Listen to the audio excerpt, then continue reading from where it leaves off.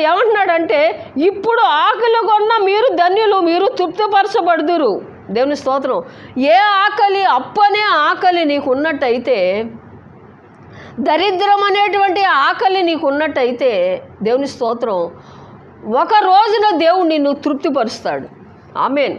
ఖచ్చితంగా దేవుడు నిన్ను తృప్తిపరుస్తాడు. ఈ మాట నమ్మినట్టయితే, దేవుని స్తోత్రం, స్తుతులు, నీ దరిద్రాన్ని దేవుడు ఇప్పుడే కొట్టివేయబడును గాక. నీ అప్పు ఇప్పుడే కొట్టివేయబడును గాక. ఈ అప్పు బాధలోంచి నన్ను విడిపించిన దేవుడు మిమ్మల్ని కూడా దేవుడు విడిపిస్తాడు. ఆమేన్. కానీ ఆయన వాగ్దానం మీద నమ్మిక ఉంచండి. ఆమేన్. తర్వాత, ఇప్పుడు ఏడ్చుచున్న మీరు ధన్యులు, మీరు నవ్వుదురు. లోకంలో ఏముందంటే, ఏంటమ్మో బాబాయ్ వాళ్ళు ఏంటో నవ్వేస్తున్నాను నేను, ఇప్పుడు ఏదో అయిపోద్ది నాకు అని అంటారు లోకంలో అందరూ.